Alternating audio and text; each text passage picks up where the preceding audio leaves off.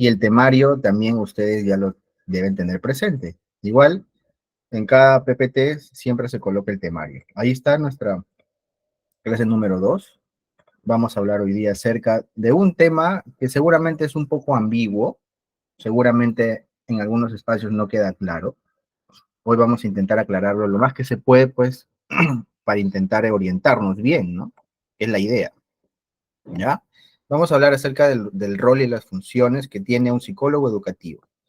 Y ya sabemos, ahí les presento el temario, ¿no? Ese es nuestro temario. Son, estamos en la clase número 2 y las siguientes clases también. Siempre tenemos, siempre me gusta compartirles material aparte, también ya les voy a compartir material, libros por ahí para que ustedes se enriquezcan y a la vez sepan más, ¿no? Que estén más informados, ¿ya? Entonces, en esta clase 2 vamos a revisar el rol y funciones que tiene un psicólogo educativo. Y antes de comenzar, recalcar y recordar, institución educativa, entiéndase cualquier ámbito de enseñanza-aprendizaje, ¿ya?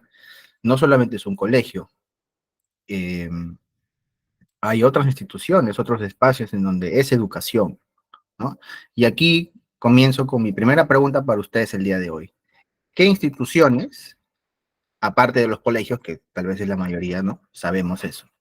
¿Qué instituciones son educativas a nivel nacional? No a nivel latinoamericano, porque aquí tenemos hermanos latinoamericanos. Yo estoy, como les dije, en Perú, Trujillo. Y compartimos básicamente las bastantes similitudes, ¿no? Por ejemplo, Salvador Caballero dice, ¿no? Universidades, excelente, claro que sí, universidades es otro, un espacio de enseñanza-aprendizaje, ¿ya? Ese es un contexto más, ¿ok? Entonces, universidades, colegios, está bien. ¿Qué más? ¿Qué otro espacio por ahí a ustedes se les ocurre en donde de repente cae a pelo, como se dice bien, bien argolladamente, un psicólogo educativo? A ver, por acá responden en el... Infantil y educación primaria. Claro, ¿no? También eso. Muchas veces está incluido en muchos colegios nacionales o a veces privados, la parte inicial, ¿no? También, obviamente, claro que sí, muchas gracias por esa participación. Salvador Caballero dice, ¿no? Institutos, claro, también, ese es otro espacio en donde es un contexto de enseñanza-aprendizaje, también cuenta institutos, ¿ya? ¿Qué más? ¿Qué otros espacios por ahí se les ocurre? CEOs, también, claro que sí, los CEOs, ¿ok? Educación superior. Educación superior, ¿no? Que son las universidades, los institutos, también, obviamente. Muchas gracias. Pronois también, las empresas. Hay empresas que se encargan de también brindar lo que se llaman redes académicas, ¿no? Que también son las academias, pero universitarias, por ejemplo, que son espacios educativos. Muchas veces los hijos o los adolescentes, los de quinto, secundaria, cuarto, ya están yendo a academias, también son espacios educativos. ¿Ya? Eso, entonces, conservatorios también puede ser porque también se ve involucrada la parte educativa. Entonces, esos espacios en donde ustedes detecten que hay enseñanza, hay un proceso de enseñanza-aprendizaje, es un contexto en donde debería, al menos en la letra, estar un psicólogo educativo para monitorear y llevar el control, ¿no? De lo que ya sabemos se encarga la psicología educativa, ya lo hemos hablado en la clase pasada. ¿Cuál es la misión? Yo se los dije, les dije de que, en breve resumen, en breves palabras, la psicología educativa tiene una misión importante, un objetivo. ¿Cuál es? La de estudiar e intervenir en el comportamiento del ser humano en un contexto educativo. Así de simple, ¿ya? Entonces, de eso se encarga la psicología educativa, de hacer una intervención y antes de intervenir hacer un estudio, ¿no? De qué factores, qué elementos están influenciando en el comportamiento del humano para que aprenda más, menos, mediano, etc. Y también, obviamente, interviene, el psicólogo educativo interviene en los estudiantes, ¿ya? Entonces, eso como concepto breve, de inicio de nuestra clase. Y ya también, aldeas infantiles también, Wilber comenta, ¿no? También, claro que sí. Nosotros en nuestra clase anterior vimos este cuadrito, ¿no? Este gráfico. De los 4 elementos o factores que influyen en el aprendizaje de un ser humano. Ya lo hemos visto la clase pasada. Y ya saben que el primero, y el que está arriba, es físico únicamente, fisiológico. Y los 3 de abajo son psicológicos. ¿Ya? En el aspecto físico ya saben, pues, ¿no? Si yo tengo alterada o perturbada mi parte física, mi aprendizaje o mi proceso de aprendizaje no va a ser el óptimo. Probablemente no aprenda lo que quiero aprender. Está alterada. Necesito reparar, necesito corregir, necesito curar, sanar. Esto es en la parte fisiológica. En la parte psicológica tenemos los 3, cognitivo, afectivos y contextuales. El afectivo ya sabemos, ¿no? Un estudiante llega todos los días a salón, a clase, teniendo problemas en la parte familiar. ¿Cómo estarán esas emociones? ¿Cómo estará esa parte emocional? Perturbada, está alterada, está con algunas situaciones que hay que darle una solución. Entonces, se limita el aprendizaje. El ser humano no puede poner toda su capacidad de aprendiz si tiene una alteración o si hay algo que está perturbándolo. En esta situación la parte emocional es importante, obviamente, y ya sabemos, ¿no? Y les lanzo un dato, bueno, es un dato bastante conocido dentro de la parte psicológica. El éxito en las personas eh, está mayormente proporcionado por la inteligencia emocional, ¿ya? Más que la parte cognitiva o el aspecto intelectual, el intelecto, la parte emocional es la que predomina para que el ser humano alcance sus objetivos y, bueno, sea feliz, a fin y al cabo. ¿Mm? ¿Ok? Entonces, hay que tener un cuidado en cuanto a la... Dame un segundo. Hubo un cambio acá en mi... Ya. Ok, entonces eso, parte emocional y súper importante, ¿ya? Luego tenemos la parte contextual, el contexto en donde me encuentro. Soy un ser humano, soy influenciable y a la vez soy influyente. Y si mi contexto es el que me está trayendo problemas, si mi contexto de mi salón estoy en un medio en donde no se fomenta el aprendizaje, tengo compañeros que son agresivos, que son hostiles, que son desafiantes, obviamente estoy en un contexto inadecuado para aprender, se me limita el aprendizaje también. Entonces, los contextos, los medios en donde nosotros nos encontramos es súper importante, tiene consecuencias en nosotros. Y ya sabemos, las personas que están aquí y tal vez trabajan ya en un colegio o en una universidad saben eso, ¿no? Y más creería yo en los colegios. Sabemos que el compañerito, el intranquilo, el que le cuesta poner atención, está ahí interactuando con los demás. Sabemos las consecuencias que trae eso. Desconcentración, ¿no? Falta de interés en los otros estudiantes, contagio. Entonces ese es el contexto. El contexto en donde nos encontramos influye en nosotros y nos trae consecuencias. Y últimamente, y el último, como último factor, es la parte cognitiva. Ya sabemos que los seres humanos tenemos los que se llaman procesos cognitivos. Y esos procesos cognitivos sí entran netamente en la parte de procesamiento de información, ¿ok? Y estas partes pueden estar alteradas. Ya hemos visto cuáles son los 7 elementos cognitivos que mayormente están presentes en lo que es la educación o la recepción de información. Entonces, estos aspectos cognitivos también tienen solución. Existen espacios en donde se da un tipo de estimulación cognitiva, ¿no? O si es algún tipo de estilo de problema de aprendizaje, también existen espacios en donde esto se trata, ¿ya? Entonces, para recordar esos 4 elementos, ya sabemos, lo hemos hablado en la clase pasada, 4 elementos que influyen en el aprendizaje. Entonces, a partir de ahora, cuando sepamos de un estudiante o de una persona que no está rindiendo como se quiere, uno de estos 4 o más de uno está siendo afectado y está trayendo esos resultados de ahí, ¿ya? Muy bien, entonces, habiendo hablado eso, hasta aquí, preguntarles, ¿alguien tiene alguna consulta, estimados estudiantes? ¿Alguna duda al respecto? Para pasar de lleno ya al tema en general, que es el rol y funciones del psicólogo educativo. Si no tuvieran alguna consulta, alguna duda, entonces entiendo que sí. Jeremy. ¿Qué tal, Jeremy? Buenas noches, te escuchamos. ¿Tienes alguna consulta, algún aporte? Buenas noches, ¿sí me escucha? Sí. Ya, una consulta.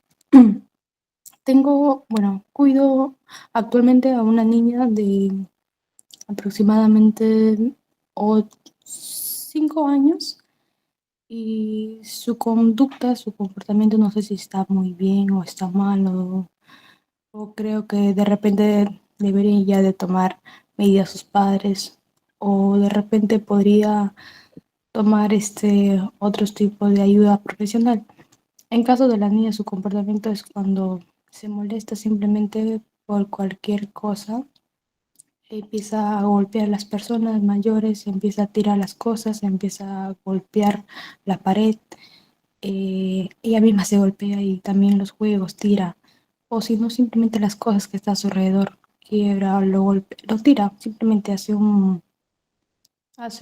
¿cómo se dice? Un show. Algo así. Ya. Entonces, yo no sé si está bien o no, no sé si debería ya de tomar ella una ayuda profesional o de repente tendría que tener control de sus padres, porque de sus padres tampoco no la hay. Así que no sé qué me podría decir en ese caso. Claro. Ya, ok. Gracias por tu pregunta. Bueno, en ese caso Gracias. sí, pues no hay que tomar medidas. Y ya estamos viendo de que los niños son personas que aún no saben controlar sus emociones. Necesitan un andamiaje. Entonces, las primeras personas llamadas a esto son los papás.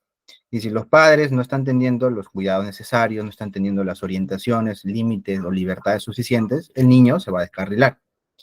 Porque el niño no tiene conciencia todavía, no desarrolla una masa crítica. Entonces, claro, en este caso sí, ¿no? Mi opinión sería que lo primero es hablar con los padres y ver qué, qué cosa está captando este niño de los padres. Y si los padres no le están poniendo límites para controlar eso y darle a entender de que eso no es adecuado, entonces el niño probablemente está teniendo esa libertad y está entendiendo que eso es bueno hacer para conseguir lo que quiere. Eso puede ser una solución, que sea un tema de únicamente educación, ¿no? El tema de límites, corrección de los padres. Otra cosa podría por ahí ser, estaría para descartarse con un especialista, el tema de que por ahí hay algún tipo de habilidad inclusiva, ¿no? Que esté afectando su conducta, que por esto de acá ese niño esté teniendo esos descontroles o esa falta de capacidad de controlar esas emociones y esté teniendo ese tipo de interacciones con los demás. Porque también los llamados niños TEA tienen esa característica, por ejemplo, que tienen descontrol emocional, ¿no? No tienen límites, a veces se pegan ellos mismos, tienen esas crisis, por así decir, lloran. Entonces, podría por ahí tal vez ser un indicador únicamente, ¿no? Entonces, si tienes posibilidad tú de hablar con los papás o darles por ahí algún tipo de sugerencia importante, sería eso, ¿no? Porque si el niño sigue así, ya después vienen los problemas mayores. Después ya no va a ser eso, va a ser otras formas de cómo liberar esas emociones y se agravan los problemas. ¿Ya? Entonces, eso es lo que yo te podría aportar, Jeremy. No sé si quedó claro. Sí, sí, gracias, muchas gracias. Gracias a ti también por la pregunta. Bien, entonces, hablando de lo que es rol y funciones, vamos a pasar al tema. ¿Qué es el rol? ¿No? Porque muchas veces encontramos juntos estas palabras, rol y funciones, pero, licenciado Miguel, ¿por qué? O sea, ¿qué es el rol y qué es la función? Ya, listo, ahorita lo vamos a aclarar. Rol, ¿qué dice el concepto? El rol se puede definir como un conjunto de expectativas sociales, ¿no? Ideas sociales, conjunto de creencias sociales, responsabilidades y también comportamientos, ¿no? Que son esperados en un individuo, ¿ya? Esto sucede cuando se le asigna en un contexto social muy específico al ser humano. Por ejemplo, ahorita yo estoy tal vez asumiendo el rol de docente y ustedes asumen el rol de estudiantes. Cuando te vas con tus amigos, tú asumes el rol simplemente de ser un amigo más de ellos. Cuando estás con tu hermana, asumes el rol de hermano. Cuando estás con tu pareja, asumes el rol de pareja. Y así constantemente, dependiendo del contexto que te encuentres.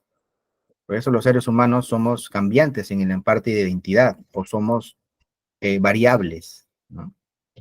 Porque tenemos comportamientos diferentes. Yo al cambiar mi rol, de mí se espera conductas diferentes, ¿ya? Entonces, por ejemplo, dice acá también, ¿no? Si eres el abuelo de una familia, ¿no? Se espera que te comportes de alguna manera con los nietos, con los sobrinos, con la familia. Por otra parte, ¿no? Si eres el jefe de una fábrica, se espera que te comportes de cierta forma también. Entonces, el rol es eso, el papel que juegas tú en un contexto social. Eso es lo que es el rol. ¿Qué papel juegas ahorita? ¿Qué personaje te toca jugar? ¿Ya? ¿Cómo te identificas ahora? ¿En qué medio estás tú? ¿En qué contexto? Ese es el rol. ¿Ok? Ese es el rol. ¿Y las funciones qué son? Las funciones son responsabilidades y tareas específicas ya, que vienen de ese rol que tú tienes, ¿no? Entonces, en este caso ya estamos hablando de lo que más bien haces en lugar de quién eres. En el rol era quién eres. Ahora es qué haces con eso que eres. Por ejemplo, cuando hablamos de la función de un empleado, por ejemplo, en una fábrica, en un negocio, ¿no? Sabemos que como empleado te tocaría pues realizar funciones como acomodar las cajas, realizar fotocopias, dar vuelto, atender al cliente, informar, etcétera. Esos son en general las funciones. En conclusión, ¿qué son? Acciones. Acciones que se espera de ti, como esa persona o ese rol que eres en ese momento. ¿Ya? Entonces, para hacer una conjunción acá, rol es quién eres y funciones es qué haces. ¿Ya? ¿Qué haces con lo que eres en ese momento? Y eso que haces son acciones, pues. Y estas acciones se le llaman normalmente funciones, ¿no? Es la palabra más habitual que vamos a encontrar. Funciones, funciones, funciones. En los trabajos siempre te van a hablar de funciones, funciones. Básicamente son qué tienes que hacer, qué te corresponde hacer, ¿ya? Dentro de la parte educativa específicamente, encontramos estas 7 que ustedes están viendo ahí en pantalla. Básicamente esas son las funciones del psicólogo educativo, a manera general, ¿ah? A manera general, ¿ya? Ahorita vamos a dar una especificación de cada uno. Entonces, a manera general, el psicólogo tiene que hacer estas 7 cosas, ¿ya? ¿Cuáles son? Detección, acompañamiento, formación, prevención, intervención, derivación e investigación. Esas son en general las 7 cosas que tiene que hacer un psicólogo educativo, ¿ya? Muchas de estas se comparten, ya vamos a ver después qué acciones y qué actividades en sí, más específicamente. Pero básicamente todo es uno mismo, ¿no? ¿No? Por ejemplo, cuando yo estoy derivando a un estudiante, a la vez estoy interviniendo. Y a la vez también he tenido que detectar también. Para derivar he tenido que detectar algo. ¿Ok? Entonces, como ven, no digamos que no se entienda de que cada uno tiene cosas muy diversas, no. Están acompañadas, están entrelazadas. Pero en general el psicólogo hace estas 7 cosas a la vez. Tiene que ser estas 7 cosas. Bueno, si quieres ser un buen psicólogo educativo, ¿no? Porque también, y también depende del contexto en qué colegio te encuentres, porque puede ser de que tú quieras ser el mejor psicólogo educativo, pero dependiendo de la burocracia del colegio te va a decir, esto, mira, esto de acá hacemos y esto no hacemos, entonces tienes que amoldarte. ¿No? Lamentablemente la situación está así, pues, ¿no? Entonces, ¿qué nos queda? Nos queda hacer lo mejor que podamos, ¿no? ¿Ya? Entonces, en general eso, son esas 7 funciones. Ahora, desglosándolas, vamos a desglosarlas una por una. Yo les traigo en este curso y con la actualización, 18 funciones exactamente que tiene un psicólogo educativo. Y acá les voy a mostrar. Denme un segundo, por favor. Me apago mi camarita, ahorita la enciendo. Entonces, estas 18 funciones, vamos a ir revisándolas uno a uno. Y como les digo, esta clase sí está hecha en cuanto a lo que es un colegio, ¿ya? Pero entendiendo ese colegio porque, digamos, es el aspecto en donde el psicólogo educativo tiene mayor injerencia, está más desarrollado. Y de ahí vamos amoldando ciertas ideas a otras instituciones educativas, ¿ya? Y vamos a la vez interactuando para compartir ideas. Vamos con la primera. La primera es la creación del plan anual escolar. Eso es lo primero. O sea, tú no puedes entrar a un trabajo sin tener un documento que te diga o estipule qué vas a hacer. En cualquier trabajo, lo primero que te van a formular o lo que tú tendrías que hacer es sacar eh, tu plan, tu base, tu plan anual. Y más en el colegio, más en colegios educativos, tienes que sacar tu plan anual escolar. Eso es de ley. Y no solamente porque tú tengas que sacarlo, sino que también la directora te va a pedir, ¿no? Entras a trabajar en un colegio, lo primero que te va a pedir es, ok, me vas a presentar tu plan anual de aquí a una semanita, ¿ya? Y tienes que hacerlo, porque te corresponde también hacerlo, ¿ya? Jeremy, tú veo tu manito levantada, ¿quieres opinar algo? ¿O se quedó levantada de la vez pasada? Sí, disculpa, disculpa. No te preocupes. Ya, entonces eso, ¿no? El plan anual, algunos pasos, y ahí los he puesto a manera de resumen, a manera de simbólica, ¿no? Para referencia. Algunos pasitos de lo que tendréis que hacer para elaborar ese plan anual. Ah, aquí les adelanto una cosita. Estas acciones que vamos a ver a continuación, estas funciones, de algunas y de la mayoría les voy a pasar documentos. Por ejemplo, del plan anual escolar les voy a pasar un formato ya de un plan anual, simplemente para que ustedes adapten cuando o si necesitan después. ¿Ya? Entonces, el plan anual, primero, para construir lo que se tiene que hacer, a manera general, definir las funciones que vas a realizar. ¿Ok? Y eso tú lo conversas con la directora, ¿no? Directora, yo tengo como funciones estas de acá, quiero saber cuáles son aplicables en el colegio, cuáles siguen sus políticas y cuáles no. Y ese es un descarte, ¿no? Después tendrías que hacer la estructura ya de tu plan, o sea, el esquema que les voy a pasar. Después tendrías que presentarlo a la directora, ese avance, ¿ok? Y finalmente, más o menos ya es tener un presupuesto también. Ese presupuesto tienes que colocarlo ahí en tu plan. Ese presupuesto no sale de tu bolsillo, eso te lo tiene que dar el colegio o la institución en donde estás laborando, porque eso de ahí es parte de tu trabajo. ¿Ok? Eh, y ya sabes, siempre en todo documento formal que sea parte de tu entorno laboral, tiene que ir la firma, pues tiene que ir la firma tuya, de la directora, y mayormente en los colegios siempre se agrega la firma del subdirector o de la coordinadora de disciplina, qué sé yo. Siempre hay un tercero por ahí que va a una firma. Va a depender también de qué colegio, ¿ya? Entonces, eso es en cuanto a la primera función, la presentación y creación de tu plan anual escolar que lo tienes que elaborar. Yo les voy a enviar el formato también para las próximas clases.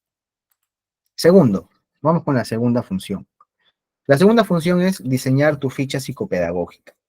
¿Qué es esto? ¿Qué es ficha psicopedagógica? Básicamente es tener los documentos, la documentación, ya sea presente o futura, de todos los estudiantes que tú vas a atender. Y la ficha psicopedagógica es como tener un file, ¿no? De todos los documentos de todos los estudiantes. Y para esto, por ejemplo, cuando se hace el cambio de año, siempre tienes que hacer un descarte y revisar qué files de los años anteriores tiene de los estudiantes y cuál te falta, ¿ya? Tienes que tener tus estadísticas, algunos documentos que te van más o menos indicando cómo está la situación psicológica del colegio, ¿ya? Y para preparar los files de los nuevos o para el nuevo año que se viene, tienes que identificar cosas. Tienes que identificar cosas, ¿ya? Eso de ahí. Denme un segundo, por favor.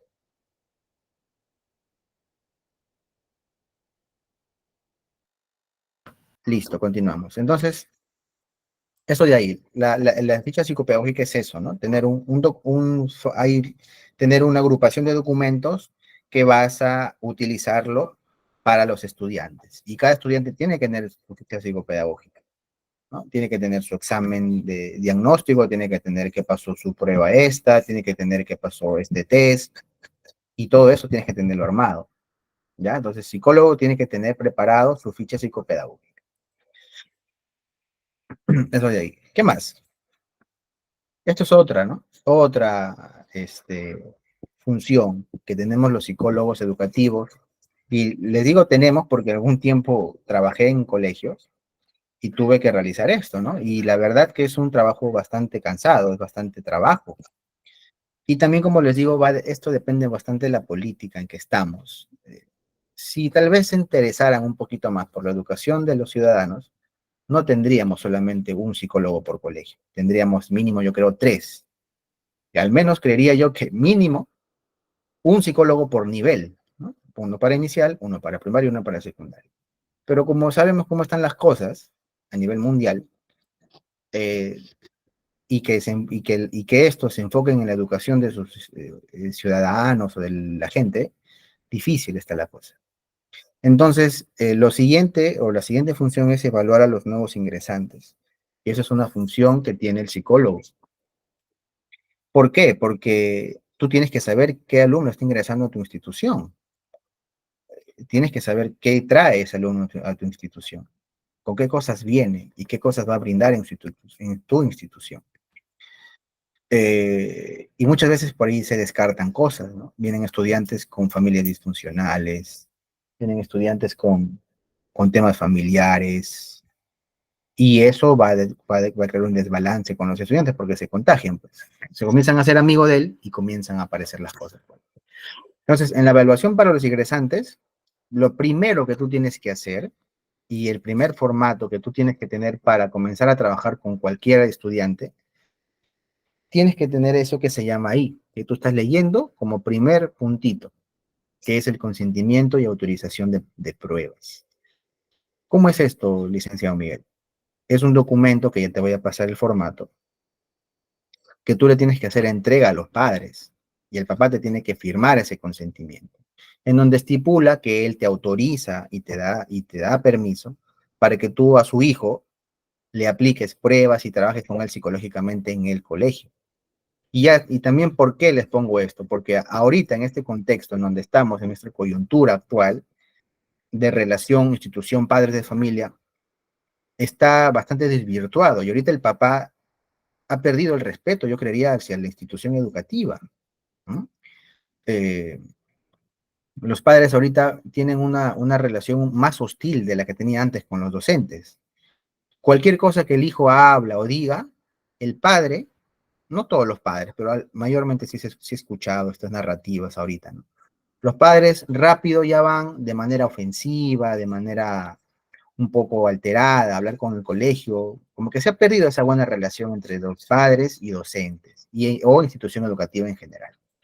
Entonces, para tú curarte en salud y lavarte las manos, ¿qué tienes que hacer antes de trabajar con cualquier estudiante? Su consentimiento a todos los papás. Señor padre de familia, me presento con usted, yo soy el psicólogo tal, y aquí le mando un consentimiento para que usted me autorice a trabajar con su hijo. Es mejor que sea así ahorita, porque hay bastantes casos de padres que ya hay denuncias en todo, a los docentes, ¿no? Y docentes inocentes que solamente están haciendo su trabajo.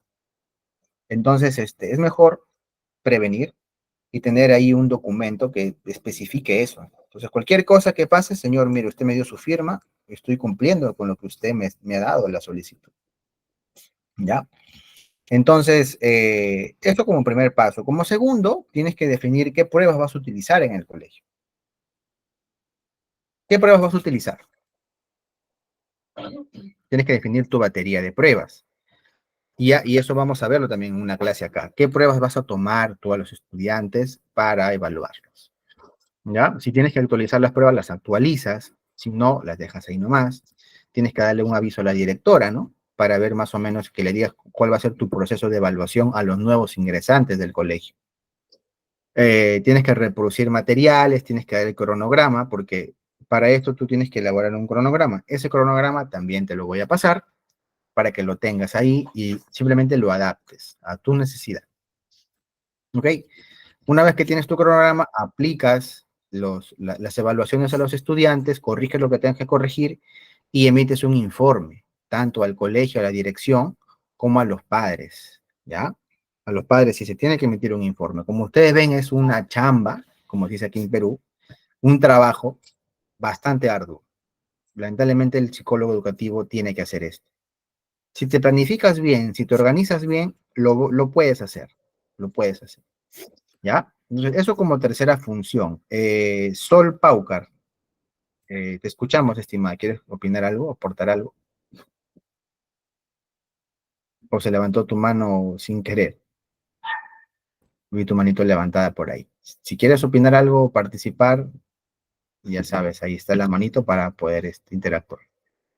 Ah, entonces, eso como tercera función, ¿ya? Tercera función es la evaluación a los nuevos estudiantes, a los nuevos ingresantes al colegio. Al colegio, igual, institución educativa en general, ¿ya? ¿Qué más?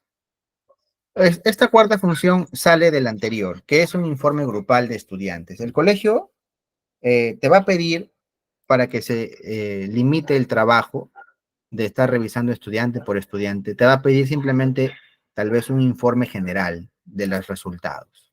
Te va a decir, emíteme un informe grupal de los ingresantes, ¿no? Pero como tú sabes, y como buen psicólogo que eres, la idea es que también cada estudiante tenga un informe individual. Pero el colegio sí te va a pedir un informe grupal, y ahí especifican todos los resultados, más rápido. ¿Ya? Y esta entrega de informe grupal puede ser de diversas formas y depende del colegio cómo te lo solicite. Puede ser por salón, puede ser por edad, puede ser por sexo, puede ser por nivel, puede ser por grado, puede ser por docente, ya eso va a variar dependiendo del colegio. Pero sí, lo más probable es que te pidan un informe grupal de los nuevos ingresantes. ¿No? Estamos en los nuevos ingresantes, ojo, ¿ya? Eso. Y tú emites el informe. Eso es también una de las funciones que tiene el psicólogo educativo. La entrega de los informes grupales, porque en las instituciones educativas hay que manejarnos por informes grupales. Si estamos todo a la vez o manejamos todo con informe individual, se nos va a dilatar el tiempo y se nos va a hacer un mundo. Entonces, para ahorrar tiempo y acortar y atajar cosas, informes grupales. También es una función más que tenemos los psicólogos educativos. ¿Qué otra cosa importantísima, no?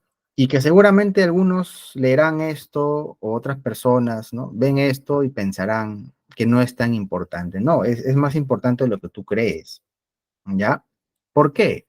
Porque, por ejemplo, no imagínense en un trabajo, el, el, el, el médico ocupacional, por ejemplo, ¿no? De una clínica, qué sé yo, detecta a una persona que tiene cáncer, por ejemplo, ¿no?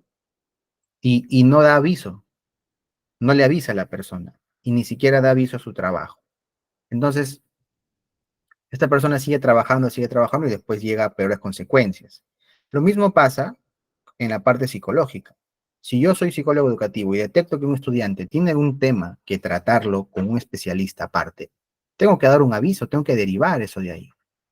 Y eso muchas veces se malentiende o como que no le toman mucha importancia a algunos colegas de lo que son las derivaciones. Las derivaciones son cruciales para la salud, en este caso educativa del estudiante, ¿no?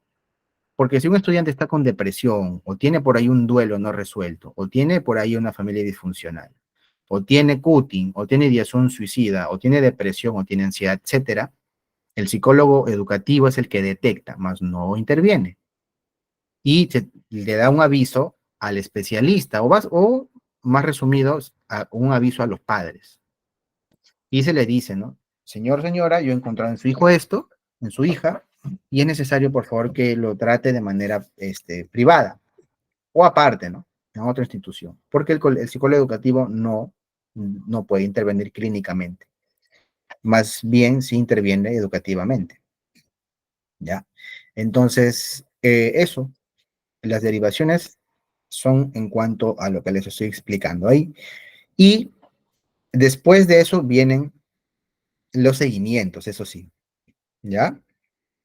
Para las derivaciones y seguimientos hay un formato para cada uno, ya también se les va a pasar, llegando a la clase indicada, y van a tener ustedes ahí un formato para que simplemente adapten a su necesidad después. Entonces, las derivaciones y los seguimientos son súper importantes. ¿Por qué seguimientos? ¿Qué es un seguimiento? Un seguimiento es una sesión en donde tú traes al estudiante o lo vuelves o él te vuelve a visitar en tu oficina, para que tú le preguntes cómo va, qué novedades ha tenido, cómo va esa situación, qué mejorías ha tenido o qué, en muchos casos, tal vez retrocesos, ¿no? O recaídas. Entonces, no solamente es derivar y mandarlo al estudiante al especialista, no solamente es eso, es programarle periódicamente reuniones con él para ir preguntándole cómo va avanzando, qué resultados va teniendo el estudiante. Esos son los seguimientos. De nada me sirve a mí solamente intervenir una vez o tener una primera reunión con el estudiante y después enviarlo al especialista y ya olvidarme, ¿no? Porque no tengo el control de ese estudiante, no sé si va mejor o va peor. No me garantiza a mí una mejoría el hecho de derivar al estudiante. Ojo, tengamos en cuenta eso. Para eso, ¿qué se hace? Programar seguimientos. A la segunda vez, a la tercera vez, a la cuarta, a la quinta. Ya si veo que el estudiante ya va en ascenso y va para arriba, ya pues por ahí seguramente puedo aflojar un poco. Pero siempre tenemos que tener un ojo con ese estudiante ahí. ¿Ya? Para esto también es importante, ya se les he mencionado, preparar las pruebas que se les va a tomar a los estudiantes. En el colegio ya vamos a ver, evaluamos solamente 3 aspectos de la persona con algunos instrumentos que yo por ahí les voy a mostrar. ¿Ya? Ejecutas tus seguimientos y emites informes de lo que encuentras. Esos son básicamente las derivaciones y seguimientos en estudiantes. ¿Ok? Eso ahí hasta función 5. Hasta aquí hacemos un alto, estimados estudiantes, y les pregunto, ¿qué consultas y qué preguntas tienen al respecto? ¿Tienen algún aporte, alguna dudita que no quedó claro, que quisieran que yo aclare un poco más? ¿Qué cosa no quedó bien esclarecida? O si, Xiomara Gutiérrez, buenas noches, te escuchamos, estimada. Buenas noches. ¿Sí me escuchan? Sí, Eh, Le comento, mire, yo el año pasado estuve en un instituto y encontré un chico con rasgos de esquizofrenia. Tenía sus comportamientos demasiado raros para los otros alumnos. Entonces que yo lo derivé a la dirección, primero el área de bienestar y el bienestar lo derivó a dirección para que tomen cartas en el asunto con el chico, pero nunca tomaron en cuenta la derivación. ¿Y qué se podría hacer ahí? Porque yo citaba a los papás del alumno y nunca llegaron. ya. En ese caso, mira, bueno, no sé cuál sea el protocolo de la institución, del instituto donde estás, pero lo que es más habitual es que tú, como psicóloga educativa, tú cites a los padres y tú derives. Ya, tú, o sea, si tú tienes a los padres ahí su número, le pides un número al estudiante, ¿no? Y Sí, yo lo cité a los papás ya, del, del alumno, pero no tenían, o sea, decían que no tenían tiempo, no le ponían empeño para, yo le decía, pero es la salud mental de su hijo. Lo cité varias ah, veces, pero nunca llegaron. ya, eso es otra cosa, pues. O sea, si tú has hecho tu chamba, tu parte, ya lamentablemente sí hay padres así, ¿no? Que no se interesan por hijos, básicamente, su salud. Y ahí lamentablemente no podemos hacer mucho, ¿no? Los psicólogos. Nuestro trabajo es intentar comunicarnos con los padres, atenderlo al estudiante, detectar y si no, ellos no nos permiten la derivación, lamentablemente ahí sí, ¿no? Estuvo bien ya elevarlo a la dirección del colegio y que ya el colegio les haga un llamado más formal a ellos, asustarlos, pues, básicamente. Pero Pero en sí, el pero caso que sin los eso. papás no se presenten, este licenciado, y que el chico pues tenga comportamientos, porque tenía comportamientos fuera de lugar con las mujercitas más que todo, ¿qué podría hacer la institución ahí? Ahí, bueno, ¿qué te digo? Pero qué raro que los padres, bueno, sí, o sea, casos así, bueno, de que sí hay, ¿no? Que los padres abandonan prácticamente a sus hijos y no se Más acercan que al todo era colegio. una familia disfuncional. Papá vivía por un lado, Mm. mamá por otro lado, el joven vivía con la abuela era adulta y adulta mayor, entonces que era una familia disfuncional. Yo creería que en ese caso ya entra un poquito la parte legal, ¿no? El colegio tendría que elevar, hay plataformas y espacios nacionales en donde el colegio sube estos casos difíciles y en crisis, vamos a llamarlo, en donde ahí hacen el reporte, ¿no? Y muchas veces estas instituciones se contactan, ¿no? Con los colegios, vienen encargados a darles el monitoreo un poco ya más cercanos, y ellos son los que se dirigen a ver a los padres, ¿no? Ah, eso yo diría, ¿no? Elevarlo a la dirección, y dirección sí tiene el poder como institución, como empresa, de contactarse con estas entidades. Mayormente son nacionales. ¿no? Por ahí asistentes sociales que hacen el contacto, ¿no? Y ellos van en búsqueda de los padres. Y otra cosa, creería yo, a ver, si yo me pongo, ¿no? Yo soy psicólogo o soy docente, qué sé yo, ya de manera informal, seguramente un poco, armo mi triada, ¿no? Por ahí me busco algún docente que esté también preocupado por el estudiante, ¿no? Y por ahí intentemos formas de contactar al padre, ¿no? Y ya eso es de manera informal, eso sale del esquema netamente de función. Pero samaritanamente, ¿no? Por ahí samaritanamente encontrar al papá, darle la ubicación, intentar hablar con ellos. Por ahí algún padre que otro padre los conoce y sabe dónde está. Y Pero nosotros si no, no lo podríamos dímelo. derivar a San Juan de Dios. Por ejemplo, en Piura, yo soy de Piura, hay un centro donde ayudan a ese tipo de casos, que sería San Juan de Dios. Lo podría derivar yo si es que el joven está de acuerdo en ir. Claro, pero el tema aquí es que al final yo creo, no sé, la verdad, esa institución, para mí no, primera vez que escucho, pero depende de la institución, creería, ¿no? Porque la institución seguramente también va a hacer solicitud a los padres. Y si no, y si es en el mejor de los casos, y ojalá sea así, nada, solamente se necesita la voluntad del estudiante y que él mismo se apersone, ¿no? A esa institución. Porque si los padres no aparecen, la institución a la que tú estás mencionando, solamente tal vez ellos van a requerir que el estudiante nada más se apersone, ¿no? A esa entidad para que reciba el servicio. No sabría precisarte, Xiomara, si puedes o no derivarlo a esa entidad porque no conozco la entidad, pero la verdad que como psicóloga educativa únicamente tú tienes, al menos en lo que yo conozco, tienes solamente potestad para derivar con el padre, pero tu injerencia o contacto directo con otra institución como psicóloga educativa hay que tener cuidado, porque por ahí el colegio no corresponde a la política, ¿no? Y no, mayormente no se da eso, de que el psicólogo educativo haga convenio o se contacte con otra entidad para velar por un estudiante. Si lo conversas con dirección y por ahí el director te da la aprobación, genial. Que creería que yo tal vez podría ser así, ¿no?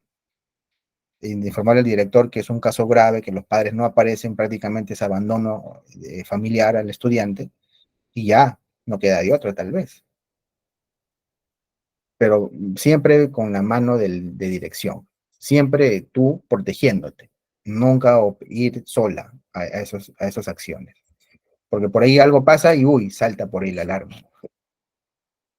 Eso es lo que por ahí te podría mencionar, Xiomara. No sé si quedó claro la pregunta, la consulta, la respuesta. Igual agradezco tu pregunta. Gracias, licenciada. Gracias a ti. Aquí también levantan la mano Luz y Leoncia. Luz, ¿alguna opinión, un aporte?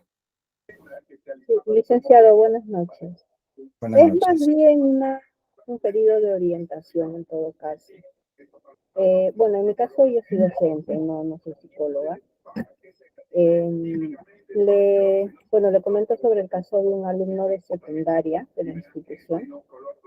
Ajá, si pudiera ser en breve, porque ya, Sí, sí, en sí, breve, ¿ya? sí, Para sí. ir avanzando. Dímelo. Sobre las derivaciones que usted comenta, en el caso del jovencito que le digo es de secundaria y el joven es totalmente tímido, no habla aún en clases, cuando en clases se le pregunta, como que no habla, tiene miedo de hablar, a veces hasta parece que se pone a temblar cuando le hablan en el salón, habla con uno o dos compañeritos, pero con un sí y un no. Ese caso también es caso para derivación o lo puede sobrellevar la psicóloga educativa. Ya, te voy a dar mi sincera opinión. Y yo como psicólogo educativo, si veo eso en un estudiante, la verdad, lo llamo a preguntar, llamo a conversar con él. Y voy por ahí detectando, ¿no? Si veo que es recurrente, si veo que le ocasiona problemas, porque entendería yo que le trae problemas esa conducta, ¿no? Si veo que Sí, si veo que es problemático, si veo que es dificultoso, ya pues es su derivada, ¿no? Porque algo está pasando ahí. Tiene antecedentes de bullying en los primeros años de primaria. Ya, claro, pues por ahí se explica su conducta. seguramente esa experiencia de bullying le ha generado traumas o mini traumas, qué sé yo, y eso tiene que superar. Y entonces sí tendrían que derivarlo. Claro, bueno, con lo que tú me cuentas, y te cuento de manera personal mi opinión, conversaría y probablemente sí, tal vez detectaría después la necesidad de derivarlo. Porque Entiendo. no es habitual en estudiantes, o no es sano, no es un indicador sano que un estudiante tiemble, ¿no? O sea, una persona tiemble así de la nada, no, ahí hay algo. Y tiene que ser, ¿no? Soportado, apoyado por un especialista aparte. Ahora, la psicóloga en el colegio, ella no da intervención, ella lo máximo que puede hacer es detectar. Ella detecta la necesidad de intervención clínica en otro espacio, ella da el aviso, básicamente con los padres. Licenciado, pero sería un neuropsicólogo, un psiquiatra, ¿a dónde se le podría derivar? Depende qué es lo que le esté pasando al estudiante. Y yo, al menos por lo que tú me dices, entendería que es solamente terapia, ¿no? Terapia psicológica, porque hay seguramente un trauma de bullying, Entiendo. ¿no? Entonces, es lo que al menos puede ser mi aproximación, pero seguramente también es otra cosa y eso lo ve el especialista. Muy bien. Muchas Eso de gracias. ahí, eso de ahí. Ok, gracias por tu pregunta. Bien, entonces pasamos a la siguiente función, que es la 6, que es el plan anual de padres. Esto de acá, estimados estudiantes, es algo similar de lo que es el plan anual escolar, pero a veces, eso es opcional. Los colegios eh, a veces piden o no, o a veces no, a los profesionales que brinden el trabajo que vas a tener netamente con los padres. Eh, entonces, si es así, tendrías que tú armarlo en un plancito, pues. Y el plan que te voy a pasar, lo adaptas y amoldas ahí el trabajo con los padres. Dentro de ese plan que está el cronograma, están las metas, los objetivos, tu organización de cómo vas a trabajar con ellos, qué talleres vas a hacer, ¿ya? Entonces, eso también es importante. Es una función, muchas veces opcionalmente, pero hay directores que te lo piden. Entonces, si te pide y te pide que organices eso, ya, pues ya vas a tener tu formato solamente para que adaptes. Dentro también de este plan, se ven lo que son los grupos o tu marketing interno, porque muchas veces los psicólogos educativos quedamos un poquito rezagados en cuanto a lo que es el conocimiento de los padres de que existe un psicólogo educativo, ¿no? Porque el propio colegio a veces no nos da difusión. ¿Quiénes tenemos que hacernos marketing nosotros mismos? Para que el papá sepa que hay un psicólogo educativo. Porque muchas veces el papá, ¿quién es el psicólogo educativo? No lo conozco. 5 años el papá en el colegio y no sabe quién es el psicólogo educativo. Eso, por un lado, es culpa del sistema o responsabilidad del sistema educativo, y segundo, también es un poquito tu responsabilidad, porque tú mismo tienes que hacerte difusión a ti mismo, a tu área psicopedagógica. Entonces, por ahí también ese plan de marketing interno tuyo tendría que estipularse, ¿no? ¿Cómo vas a hacer tus contactos? ¿En qué medios vas a utilizar? ¿Cómo va a ser tu llegada a los padres? Por grupos de WhatsApp, por reuniones, por escuela de padres. Todo el trabajo con los padres en ese plancito organizado. Ya les voy a mandar el plan para que ustedes lo den una chequeada. Función 7. Proceso de selección de nuevos docentes. Esto también es opcional. Y lo coloqué porque también revisando algunos espacios y también mi caso, a mí, por ejemplo, la directora sí me pidió, ¿no? Porque ustedes saben de que al final un colegio es una empresa. Y las empresas que tienen constantemente renovación de personal. Y ese personal, mayormente, ¿quiénes son? Los docentes. Entonces, como te ven a ti psicólogo, probablemente te digan también que des una mano en cuanto al proceso de selección de nuevos docentes. Y ya, ¿no? O sea, samaritanamente, si la directora te pide, por ahí tú puedes decir de que ya vas a apoyar en lo que puedes, de que tal vez no eres psicólogo organizacional, pero conoces algunas formas, algunos indicadores para saber qué docente tal vez es aplicable o no en el colegio, ¿no? Entonces ahí tienes algunos pasos en cuanto a seguir para dar la mano al colegio en el proceso de selección de nuevos docentes, porque mayormente las personas que tal vez hacen este filtro en los colegios son los directores o los promotores, pero más no un psicólogo. Y obviamente ideal es que haya al menos un psicólogo para hablar con estos docentes nuevos. Pero como les digo, en la costumbre habitual de los colegios no hay un psicólogo organizacional. eh, Y mayormente quienes pasan estos filtros son los directores, los subdirectores, los promotores o los dueños del colegio. Entonces, por ahí a veces hay falencias también. Entonces, es por eso que después vienen las consecuencias del docente o problemas con el docente, que el docente hizo esto, noticias, ¿no? Seguramente por también no haber tenido un buen proceso de selección de docente, ¿ya? Siguen los pasos que están ahí mostrados y ya podrías dar una mano al colegio en cuanto al proceso de selección. Muy bien, eso como función 8. Como función 7, perdón. Como función 8, ¿qué hay? Lo que se llama la escuela de docentes o lo que también por ahí se llama academia para docentes. En el año escolar hay dos momentos en donde tú puedes hacer esta academia para docentes. Antes que comiencen las clases, antes del inicio de clases anual, más o menos en febrero, entrando a marzo, más o menos por ahí. Y la otra etapa es a mitad de año, en esas 2 semanas que se llaman semanas de gestión. De cambiar de mitad de año, hay una semanita de lo que son semana de gestión, en donde se vuelve a reorganizar, hay un espacio donde los estudiantes salen de vacaciones y ahí se utilizan estos días para también, si el colegio lo desea, llevar estas academias para docentes. ¿Qué son estos? Son básicamente reuniones que tú vas a tener con los docentes del colegio, en donde tú vas a capacitarlos en ciertos temas psicológicos, ¿ya?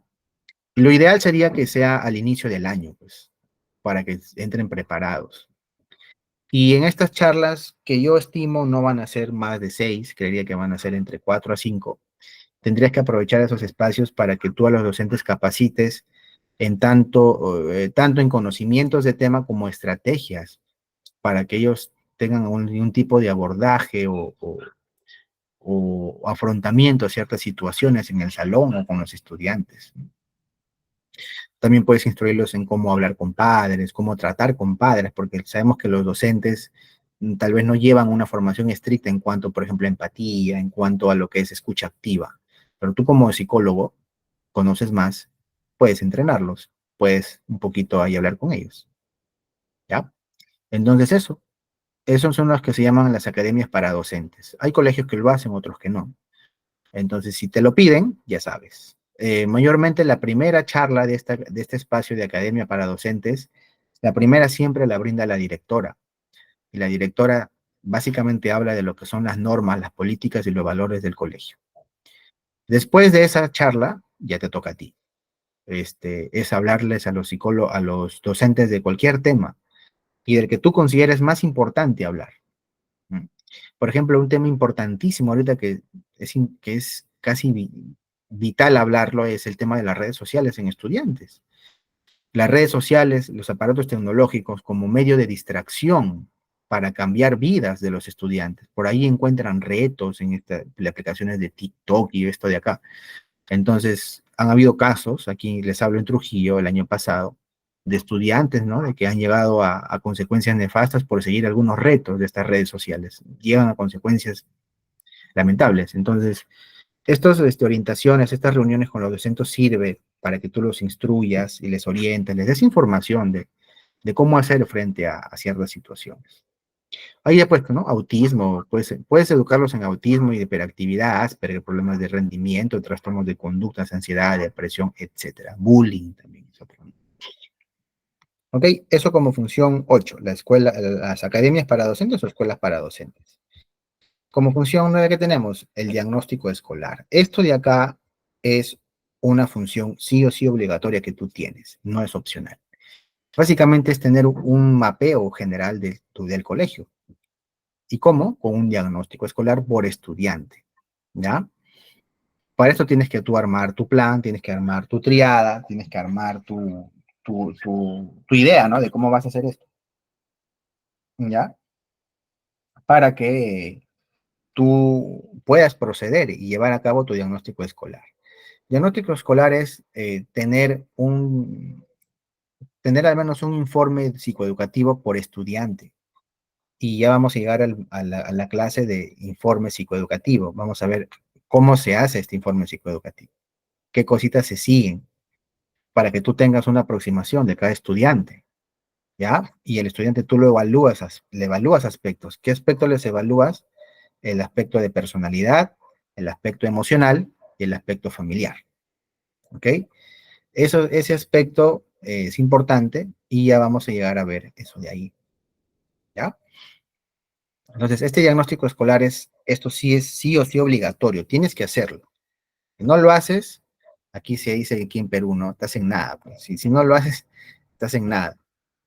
Por la puerta haciendo otras cosas, sin hacer esto. Eso es lo primero que tienes que hacer, ¿ya? Lo otro son, de lo mismo que acabamos de hacer, del diagnóstico escolar, se tiene que hacer un diagnóstico grupal de este diagnóstico escolar.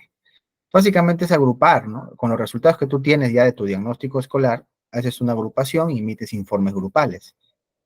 Esto va a depender de cómo quiera la entrega a la institución, si quiere informes por edades, informes por sexo, ¿ya? Eso de ahí, estimados estudiantes. Eso se llama los informes diagnóstico escolar grupal. ¿Ok? ¿Qué más tenemos por acá? Ya hemos hablado de esto de acá, los seguimientos. Ya hemos hablado básicamente cuál es su misión, cuál es su propósito. Básicamente saber cómo va el estudiante, ver cuál es su estado del estudiante. ¿Ya? Y, por ejemplo, si yo he derivado a un estudiante por tema qué sé yo, de bullying, que está llevando terapia con otro psicólogo aparte, yo tengo que llamarlo a ese estudiante y preguntarle otra vez cómo está, cómo va. Y cada consulta y cada reunión que tengo con él, se genera una ficha, pues, de seguimiento. Esa ficha también les voy a pasar. Ya les voy a mandar en la clase correspondiente para que tengan el formato ahí. ¿Ok? Para esto sí es importante, ¿no? Que te crees también un cronograma, ¿no? Más o menos una referencia para que tengas una idea de cómo hacer con los estudiantes. Eso, programar seguimientos individuales y básicamente, sí, ¿no? Regirte o guiarte por el diagnóstico escolar. Y aquí la prioridad es, sí, pues darle la mano a los estudiantes que más requieren. A los estudiantes que vemos estables o que están bien, pueden esperar. También lo vamos a atender, pero pueden esperar un poquito. Lo prioritario es dar la mano a los que más lo necesitan, ¿no? Eso de ahí. Eso es como onceava función. Vamos a ver la doceava. Ya pues clave, ley, ¿no? Emblemático, bastante conocido. El psicólogo dentro del colegio tiene que hacer las llamadas talleres, los llamados talleres, pues, talleres psicológicos. Los talleres psicológicos, ya saben, son espacios en donde el psicólogo ingresa al salón a hablarles de manera lúdica o trabajar con ellos, potenciar habilidades, potenciar recursos con los estudiantes, competencias. Vamos a hablar esta vez de bullying, vamos a hablar de ansiedad, vamos a hablar de hábitos de estudio, vamos a hablar de vocación, etcétera. Cualquier tema, ¿no? Se sabe que los talleres son dinámicos, son lúdicos, son vivenciales, son prácticos, más que las charlas. Ya vamos a hablar un poquito acerca también qué diferencias hay entre charla y taller, que no es igual. Entonces, para esto también es importante que te generes un cronogramita, ¿no? Una organización y comiences a construir tus talleres. Si es un colegio, básicamente lo que sería primaria y secundaria, porque en los que son los jardines o la parte de inicial, en inicial mayormente son las mises las que se encargan de esto, pero ya en otros niveles como primaria y secundaria, eso sí tendrías que trabajarlos tú. Y en estos talleres siempre ingresan en la hora de tutorías. En las horas de tutoría siempre son donde ingresan los psicólogos a trabajar con los estudiantes estos temitas, ¿no? Psicológicos. Eso de ahí, eso como doceava función. La treceava función, ya clásico, pues ya esto de acá ya, si tú no has ido nunca a una escuela de padres o no sabes qué es escuela de padres, ya pues te has olvidado seguramente de tu etapa escolar, ¿no? Las escuelas de padres, clásico en un colegio. Y sí, también que es clásico, que sean aburridas, ¿no? Porque el colegio cita 400 personas, vienen 50. Y esto de acá sucede por dos cosas, creería ya. Una, porque no hay un sistema tal vez adecuado, acondicionado bien, para que los padres puedan acudir a estos espacios. Mayormente tú lo citas y el papá te dice estoy trabajando. Sí, pues mayormente porque no hay una organización que venga desde arriba o desde abajo, desde la raíz. Y segundo, también es un tema del manejo del psicólogo. Si tú eres un profesional que sabes entretener a la gente, dar buena información, información precisa de ciertos temas, la gente va a venir a tu reunión, ¿ya? Pero si solamente tú llamas a los padres para que tú hables y no interactúes, no participen, todo sea solamente hablado y aburrido, obviamente pues nadie va a venir porque no lo haces entretenido. Y seguramente yo creería que muchos psicólogos o colegas fallan, ¿no? En lo que son el brindado de charlas o escuelas para padres. Y no necesariamente porque no es práctico, no es vivencial, es aburrido. No necesariamente. Tú tienes que pulir tus habilidades verbales, oratoria, y saber conversar con los padres en una charla de padres o escuela para padres, ¿ya? Entonces, al más o menos lo mismo con los talleres, crearte al menos una malla, ¿no? Un cronograma de escuela para padres y construirlas y dictarlas.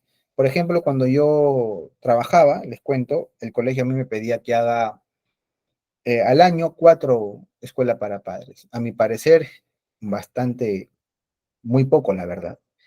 4 solamente para en el año, es muy poco. Entonces, bueno, política del colegio.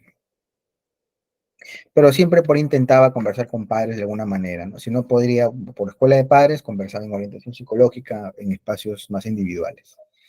¿Ya? Entonces, eso de ahí, estimados estudiantes, como 13ª función, la escuela para padres. Ese es bastante importante, sobre todo cuando tú sabes realizar la escuela para padres, sabes interactuar y ya, ¿no? Va a salir una escuela nutritiva, potente, rica, el papá se va a ir contento porque le has brindado conocimiento importante para que emplee con su hijo o su hija, ¿ya? Eso de ahí, no sé qué alguien comentaba por acá. A ver.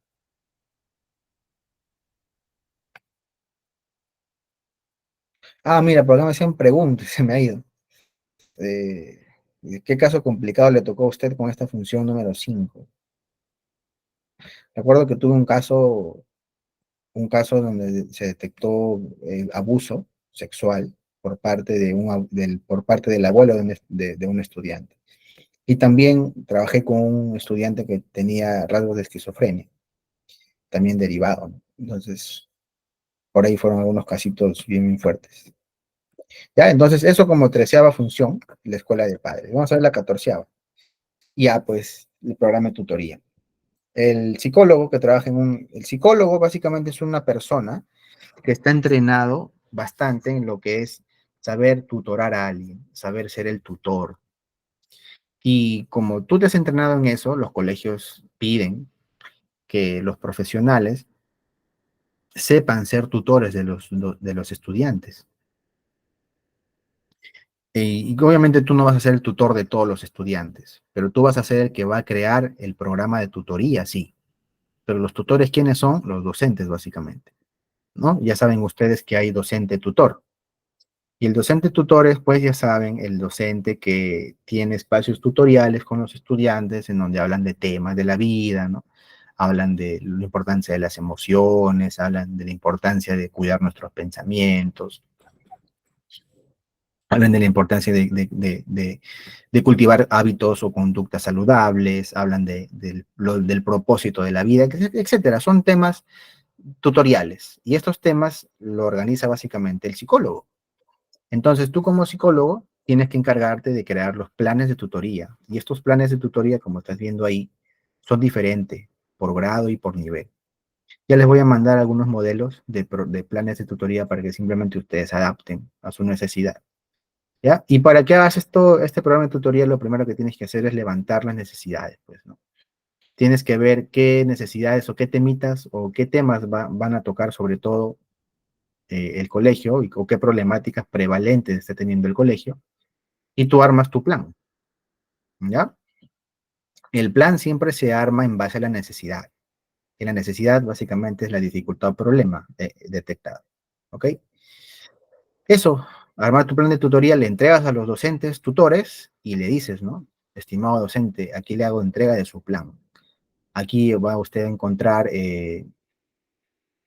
los temas de cada sesión de tutoría y cualquier consulta o duda que usted tenga, lo podemos conversar para nutrir ideas y ya, ¿no? Que la cosa vaya bien por ahí, más o menos.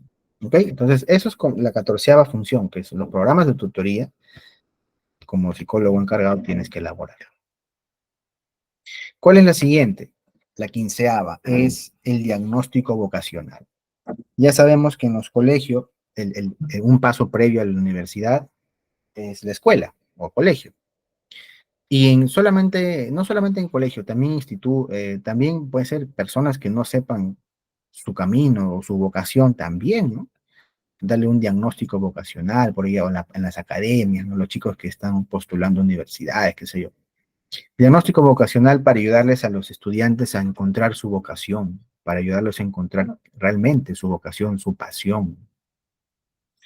¿Ya? Entonces, para esto tendrías que tú primero definir qué pruebas vas a utilizar. Ya les voy a mostrar las pruebas en una clase siguiente para saber qué pruebas van a utilizar y también armarse un cronograma, ¿no? Armarse con un cronogramita para que puedan tener una mayor organización. ¿Ya? Y eso de ahí. Y presentas los informes cuando tienes los resultados. ¿Ok? Entonces, eso es un proceso que se sigue, llamado diagnóstico vocacional, importantísimo para el salto después de los estudiantes de la parte escolar. Ya salen a la parte ya más superior, ¿no? Universidad, institutos, eso de ahí. ¿Ok? Diagnóstico vocacional. Siguiente, está conectado al diagnóstico vocacional, que son las ferias vocacionales. ¿Qué son las ferias vocacionales? Está ligado a lo que es la parte vocacional. Eh, Aquí como tú como responsable, como persona encargada de la parte vocacional de los estudiantes, tendrías que básicamente es ponerte en contacto. Estas ferias no lo haces tú. ¿Quién lo hace? Básicamente lo hacen universidades o institutos. Lo que tú haces simplemente es generar contactos y alianzas con otras entidades para que ellas vengan al colegio a brindar su feria vocacional porque tienen programadas, ¿no? Universidades, por ejemplo, les nombro, ¿no? Aquí en Trujillo, universidades, la UPA o la UPN, la César Vallejo, por ejemplo, saben que su público ahí potente son los estudiantes, porque los estudiantes pasan a la universidad. Y ellos, porque tú les vas a dar la facilidad de que ingresen a tu institución, ellos te dan ese otro regalo que es que ellos brinden una orientación vocacional, una feria vocacional. ¿Ya? Entonces, básicamente se maneja de esa forma. Tú lo que haces es contactar, hacer gestión y hacer que estas universidades o institutos vengan al colegio para que a los chicos los instruyan en cuanto a la feria vocacional. Y en la feria vocacional se hacen actividades, se hacen por ahí dinámicas, se hacen preguntitas, se hacen actividades lúdicas, ¿no? Algunos videos, qué sé yo, para nutrirlos, informarles a ellos sobre lo siguiente, ¿no? Que es el salto a la parte superior, a la educación superior. ¿Ok? Eso también como ferias vocacionales, una función. Y la otra función que tenemos, la 17 y la 18, son hacer encuestas. El psicólogo también está preparado, está acondicionado, está entrenado para llevar a cabo encuestas de satisfacción. O sea, tú elaborarlas para que quien marquen los estudiantes, primero. Ese es uno. Tú elaboras encuestas de satisfacción al docente para que los estudiantes respondan qué tan satisfechos están con los docentes del colegio o de la institución. Y como siguiente función, la 18, que es lo mismo prácticamente, encuestas de satisfacción del estudiante al colegio y satisfacción del estudiante a tu área psicológica. Sí, tú mismo tienes que hacer tu propia encuesta para que a ti te evalúen. Es parte de la función, es parte de lo que nos toca hacer. Entonces eso nos tocaría elaborar y estos resultados lo sacas en un informe y le emites a dirección, porque a dirección sí le importa esto. A dirección le importa saber cuántos de sus estudiantes están satisfechos con sus docentes y cuántos no. Y seguramente por ahí las bajas notas o rendimientos no esperados, seguramente vienen también muchas veces por cómo es el manejo del docente de la clase, ¿no? O cómo le da el docente ese manejo a la clase que tiene. Y en estas encuestas probablemente se va a detectar, va a salir algunos datos interesantes. ¿Ya? Entonces, esos son como funciones 17 y 18, las que son la creación de encuestas. Y lo otro es a tu área. Tienes que hacer encuestas para que la gente evalúe cómo está tu intervención como psicólogo en el colegio y ahí van a ser los resultados. ¿Ya? Entonces, esas son las 18 funciones que les he traído en esta clase, estimados estudiantes. Hasta aquí quisiera preguntarles a ustedes abiertamente si tienen alguna duda, consulta, pregunten nada más sin palta, como se dice aquí en Perú, no, sin roche, sin palta. Estamos para conversar, estamos para dialogar, para preguntar, para interactuar, porque aquí más o menos también sale el componente activo de la clase, que es la interacción y el aprendizaje, ¿no? Entonces, preguntas aquí para ustedes abiertas. ¿Alguien tiene alguna pregunta, alguna consulta que quiera hacer? Lo puede escribir o decir por el chat también.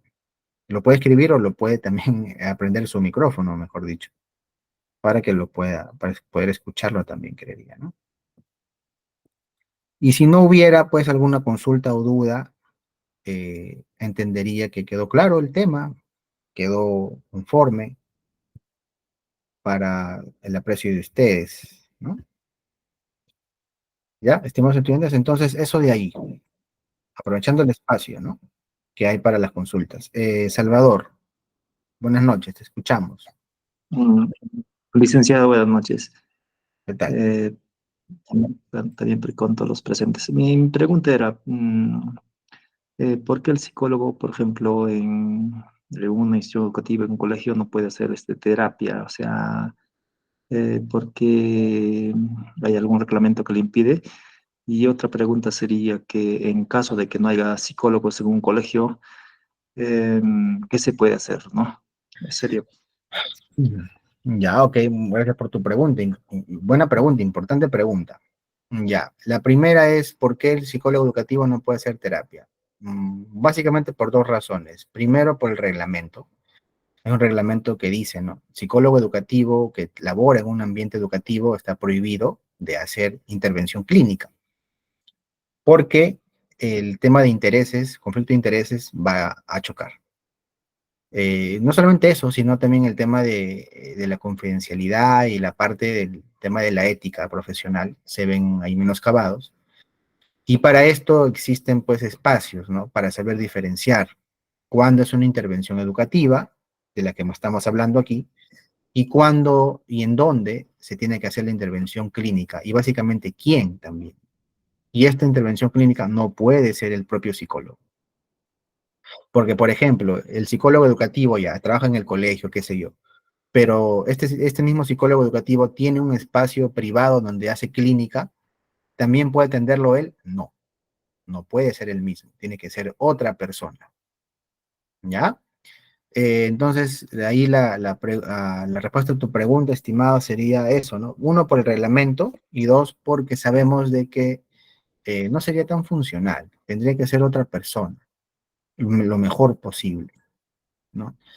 Y como te digo, el espacio educativo, hasta el momento no hay, no hay un reglamento también, ¿no? Que rija eso, ¿no? En el educativo no se da intervención clínica, se dan espacios aparte, para cuidar la salud del estudiante, también para cuidar la ética del profesional del psicólogo.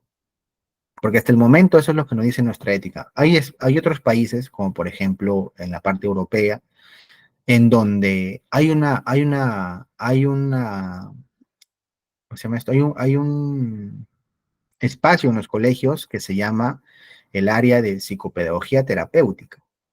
Y eso es interesante, ¿no? Porque eso sí es lo que tú comentas, Salvador. Eso sí es terapia en el colegio, ¿no? Entonces, obviamente aquí a la parte latinoamericana todavía no llega, pero esperemos y confiemos que ya por ahí lleguen esas ideas, innovaciones, porque realmente los colegios necesitan bastante intervención clínica en los estudiantes, tantos estudiantes con temas de ideación suicida, depresión, ansiedad, uff. Entonces, lo ideal sería ya actualizarnos a eso, ¿no? Pero sí, por el momento no está permitido. Y segunda pregunta, ¿qué pasa si no hay un psicólogo educativo? Lo más probable es que hayan problemas. Y esos problemas mayormente, lamentablemente, salen a flote cuando ya está en su nivel máximo. Y mayormente cuando no hay psicólogos en los colegios, los que asumen ese rol de psicólogos o por ahí sus aconsejadores, qué sé yo, por ahí vienen por ahí los auxiliares un poco y segundo, por ahí los coordinadores académicos. Entonces, no es la idea. La idea es que el colegio tenga un psicólogo ahí perenne y también por ley, ¿no? No sé hace cuántos años, creo que hace 2, 3 años ya se salió una ley en donde cada colegio al menos tiene que tener un psicólogo por sede. Y qué bueno que sea así, pero entendería que también no solamente uno, al menos hubieran puesto 3, ¿no? 3 psicólogos por colegio al menos, para dar abasto, pues. Porque la verdad que es una población bastante grande en los colegios. Y un psicólogo para dar una atención ahí a todos es muy complicado a veces. Eso es lo que te puedo compartir, estimado Salvador. No sé si quedó clara la respuesta o alguna otra cosa que quieras agregar. Ok, gracias a ti también. Ok, muy bien. Si no hubiera, estimados estudiantes, alguna otra consulta, pregunta más que quiera alguien aportar, añadir acá, entonces les dejo esta frasecita de... Ah, Leoncia, a ver. Leoncia, cuéntanos. ¿Cuál es tu consulta? Te escuchamos.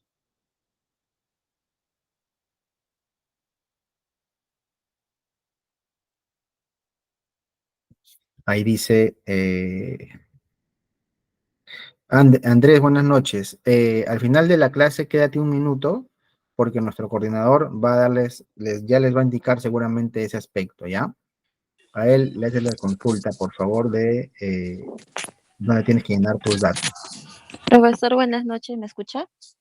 Buenas noches, Leoncia. Buenas noches. Sí, ¿Qué sí, tal? Buenas Leoncia. noches. Sí, sí te escucho. Yo quería hacer un aporte acerca de lo que comentó del alumno que tiene rasgos de esquizofrenia.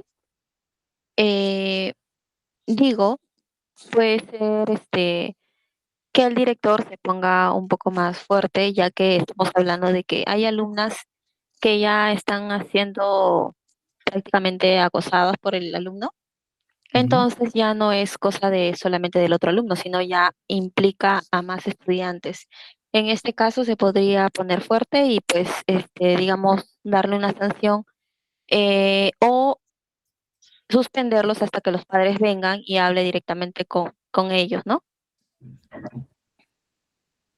Mm, claro, el riesgo con eso es que probablemente esa sanción va a tener un tiempo límite y después de ese tiempo límite probablemente vuelva a traer la dinámica.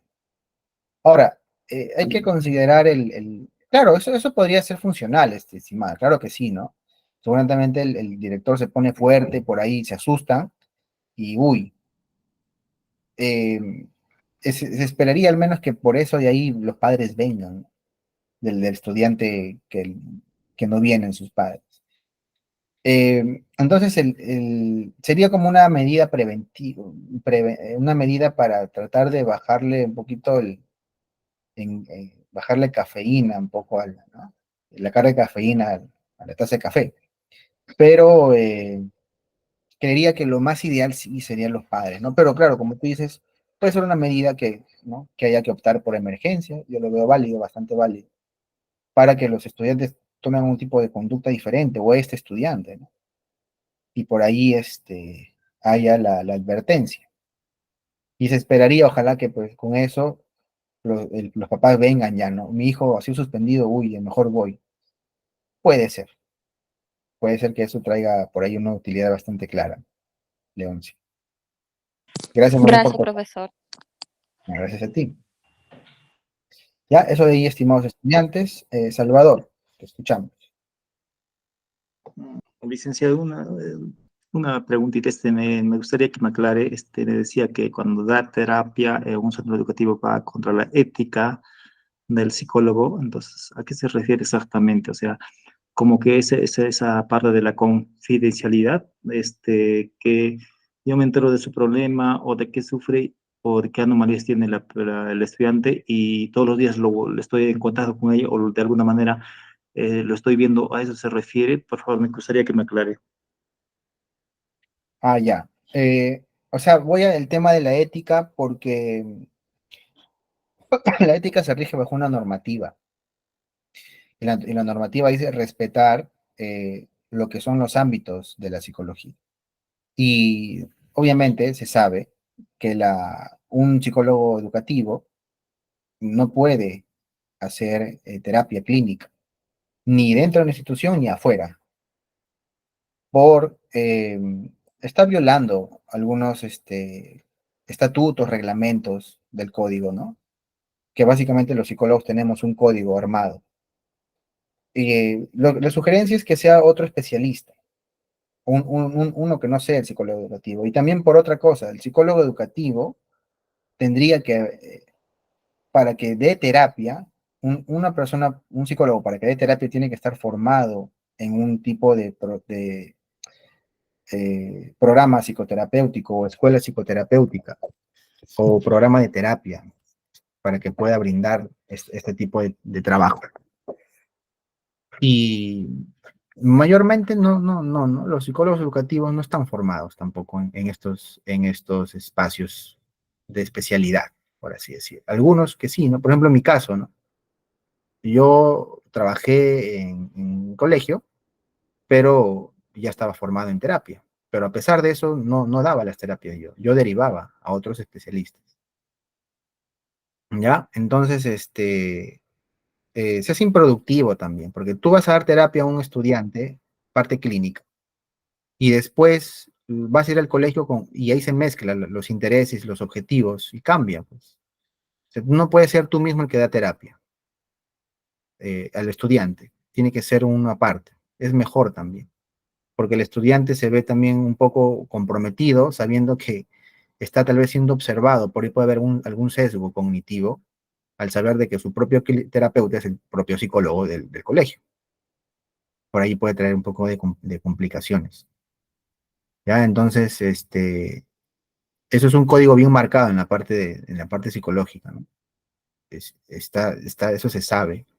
El psicólogo educativo no puede hacer terapia, no puede, está prohibido. El código de ética lo dice así. Igual la inversa, ¿no?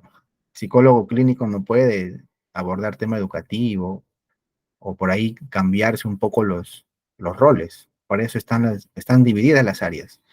Parte educativa, parte clínica, parte organizacional, parte deportiva, etcétera. Y para eso hay formaciones. Entonces, para hacer eso hay que primero también saber hacer eso. ¿Ya? Eso es Salvador, gracias a ti. Qué bueno que te haya quedado un poquito más claro. Naomi, buenas noches. Levantas tu manito, ¿quieres opinar algo, aportar algo? Buenas noches. Le quería preguntar de cómo identificamos a una familia disfuncional. Ya, ok. Tu pregunta es bastante amplia, pero voy a darte una respuesta bien corta, ¿ya? O sea, bueno, más o menos corta, porque hablando de familias disfuncionales, hay un abanico de rasgos, de indicadores que nos pueden dar a entender de que la familia no está funcionando bien. Vamos a partir de algo bastante conocido, que son los estilos de crianza, por ejemplo, ¿no? Democrático, negligente, autoritario y negligente, ¿no? Permisivo, perdón. Entonces, ahí están los cuatro. Y dentro de esos cuatro, el más ideal es el democrático, por ejemplo. Y ya, pues si yo en el colegio veo una familia que, por ejemplo, le cuesta poner límites a sus hijos, probablemente estoy frente a una familia que es permisiva. Si veo una familia que es bastante rígida en sus órdenes y lineamientos y reglas y le falta afecto, probablemente estoy frente a una familia autoritaria. Si veo una familia que es bastante cuidadosa con sus hijos y no quieren que les pase nada y les hacen todas las cosas para que los hijos no sufran, entre comillas, erróneamente, seguramente estoy frente a una familia hiperprotectora. Entonces, para yo saber eh, eh, si estoy frente a una familia disfuncional o no, tengo que saber los indicadores. Y básicamente estos son, por ejemplo, discusiones constantes, ¿no? Sentimientos de culpa en los hijos, ¿no? Distanciamiento de los padres, de la pareja que no se comunican, ¿no? Violencia física, violencia psicológica, falta de comunicación, por ahí incluso también pueden venir los temas de infidelidades en los padres, ¿no? Y muchas veces estos rasgos también se ven reflejados en los hijos también, ¿no? Hijos tristes, hijos decaídos, hijos con bajos de motivación, hijos apáticos, estudiantes desconcentrados, estudiantes agresivos, impulsos, muchas veces son indicadores que vienen de esto, que algo está pasando en la familia. Y si tú indagas en la familia, seguramente están con problemas. Entonces, eso pueden ser algunos indicadores que nos indican que estamos frente a una familia que no está funcionando como se debe. O, como tú has dicho, disfuncional. ¿Ya? Entonces, más o menos por ahí, Naomi, podría ser mi respuesta, ¿no? Eso es importante saber, por ejemplo, de arranque, ¿no? 4 estilos de crianza: inteligente, democrático, autoritario y permisivo. Si uno mantiene más o menos esos nombres o esa categoría y te lo aprendes, ya vas a más o menos a saber identificar las familias. ¿Ya? Y esto de acá ya les voy a mandar el flyer también porque tengo una organización bastante ahí con un tipo de flyer, de post, para que habla de estilos de crianza, ¿no? Que son básicamente el tipo de familia. ¿Ya? Entonces eso por ahí, Naomi, es lo que te podría aportar. No sé si quedó clara la respuesta. Sí, sí quedó clara. Y una pregunta más. ¿Cómo podemos ayudar bueno, al hijo en tal caso de la familia disfuncional? Porque yo tenía una compañera que diario venía con algún problema de casa y bueno, ella siempre buscaba la forma de cómo desahogarse o cómo sacar lo que le decían, bueno, porque siempre le echaban la culpa a ella de los problemas.